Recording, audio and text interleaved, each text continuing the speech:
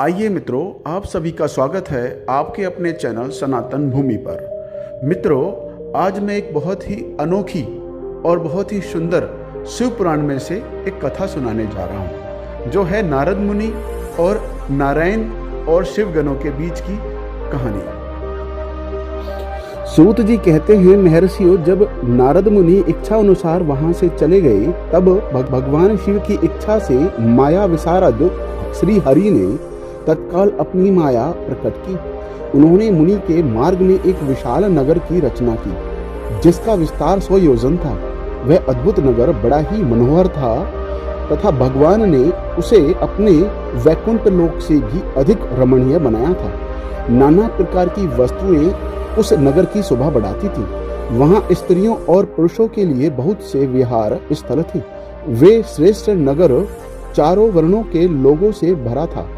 वहां शीलनिधि नामक ऐश्वर्यशाली राजा राज्य करते थे। वे अपनी पुत्री का स्वयंवर करने के लिए उद्यत थे, अतः उन्होंने महान उत्सव का आयोजन किया था। उनकी कन्या का वर्ण करने के लिए उत्सुक हो चारों दिशाओं से बहुत से राजकुमार पधारे थे, जो नाना प्रकार की वेशभूषा तथा सुंदर शोभा से प्रकाशित हो रहे थे। उन राजकुमारों से वह नगर भरा पूरा दिखाई देता था। ऐसा सुंदर राजनगर को देख नारद जी मोहित हो गए। वे राजा शीलनिधि के द्वार पर गए। मुनि शिरोमणि नारद को आया देख महाराज शीलनिधि ने श्रेष्ठ रत्न में सिंहासन पर बैठाकर उनका पूजन किया तथा पश्चात अपनी सुंदरी कन्या को, जिसका नाम श्रीमती था, बुलाया। उससे नारद जी के चरणों में प्रणाम करवाया। उस कन्या को देखकर नारद मुनि चकित हो गए और बोले, राजन, यह देव कन्या के समान सुंदरी महाभागा कन्या कौन है? उनकी यह बात सुनकर राजा ने हाथ जोड़कर कहा, मुने, यह मेरी पुत्री है। इसका नाम श्रीमती है। अब इसके विवाह का समय आ गया है और यह अपने लिए सुंदर वर चुनने के लिए निमित्त स्वयंवर में जाने वाली है। इसमें सब प्रकार का शुभ लक्षण लक्षित होते हैं। महर्षि, आप इसका भाग्य बतलाइए। राजा के इस प्रकार पूछने पर काम से विहिल हुए मुनि श्रेष्ठ नारद उस कन्या को प्राप्त करने की इच्छा मन में लिए राजा को संबोधित करके इस प्रकार बोले, भूपाल, आपकी यह पुत्री समस्त शुभ लक्षण से संपन्न है। परम सौभाग्यवती है। अपने महान भाग्य के कारण यह धन्य है और साक्षात लक्ष्मी की भांति समस्त गुणों का आगार है। इसका भावी पति निश्चय ही भगवान शंकर के समान वैभवशाली, सर्वेश्वर, किसी से पराजित न होने वाला वीर, काम विजयी तथा संपूर्ण देवताओं में श्रेष्ठ होगा। ऐसा कहकर राजा से विदा ले इच्छानुसार विचरने वाले नारद मुनि वहां से चले गए। वे काम के वशीभूत हो गए थे। शिव की माया ने उन्हें विशेष मोह में डाल दिया था। वे मुनि मन ही मन सोचने लगे कि मैं इस राजकुमारी को कैसे प्राप्त करूं।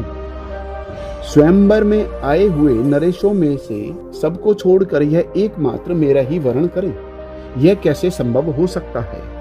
समस्त नारियों को सौंदर्य सर्वथा प्रिय होता है। सौंदर्य को देखकर ही यह प्रसन्नता पूर्वक मेरे अधीन हो सकती है, इसमें संशय नहीं है।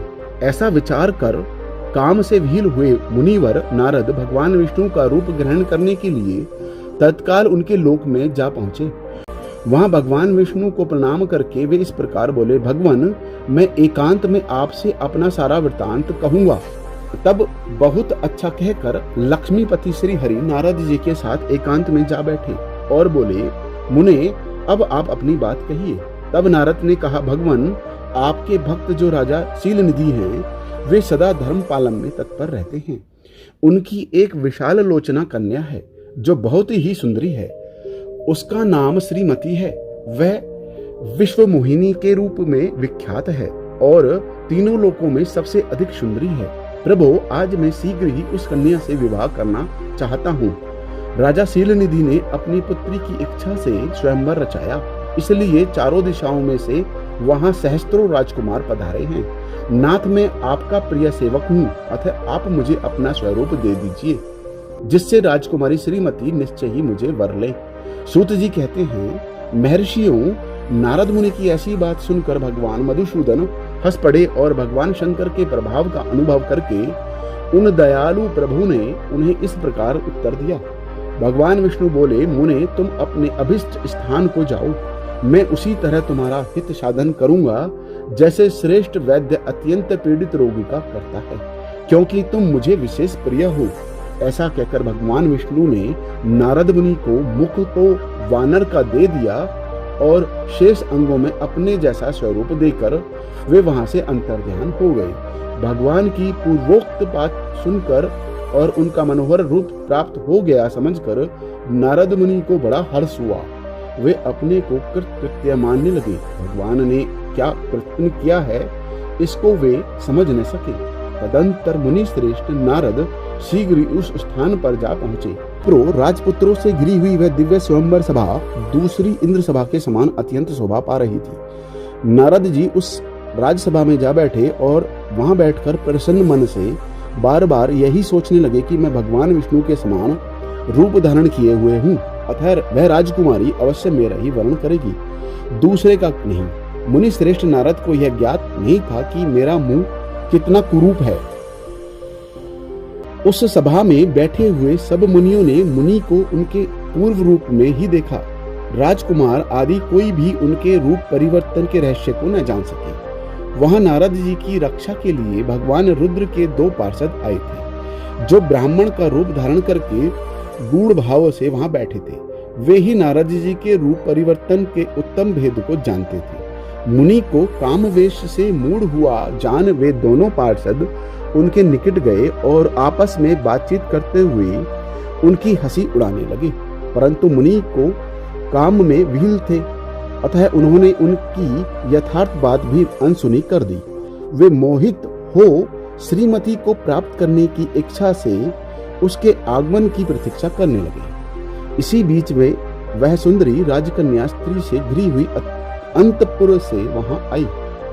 उसने अपने हाथ में सोने की एक सुंदर माला ले रखी थी। वह शुभ लक्षण राजकुमारी स्वयंवर के मध्य भाग में लक्ष्मी के समान खड़ी हुई अपूर्व शोभा पा रही थी। उत्तम व्रत का पालन करने वाली वह भू कन्या माला हाथ में लेकर अपने मन के अनुरूप वर का अन्वेषण करती हुई सारी सभा में भ्रमण करने लगी। नारद मुनि का भगवान विष्णु के समान शरीर व वानर जैसा मुख देखकर वह कुपित हो गई और उनकी ओर से दृष्टि हटाकर प्रसन्न मन से दूसरी ओर चली गई। स्वयंवर सभा में अपने मनोवांछित वर को न देखकर वह भयभीत हो गई। राजकुमारी उस सभा के भीतर चुपचाप खड़ी रह गई। उसने किसी के गले में भी जयमाला नहीं डाली। इतने में ही राजा के समान वेशभूषा धारण किए भगवान विष्णु आ पहुंचे।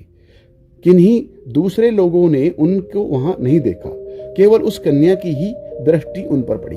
भगवान को देखते ही उस परम सुंदरी राजकुमारी का मुख प्रसन्नता से खिल उठा। उसने तत्काल ही उनके कंठ में वह माला पहना दी। राजा का रूप धारण करने वाले भगवान विष्णु उस राजकुमारी को साथ लेकर तुरंत अदृश्य हो गए और अपने धाम में जा पहुंचे। इधर सब राजकुमार श्रीमती की ओर से निराश हो गए और नारद मुनि तो काम वेदना से आतुर हो रहे थे, इसलिए वे अत्यंत विह्वल हो उठे।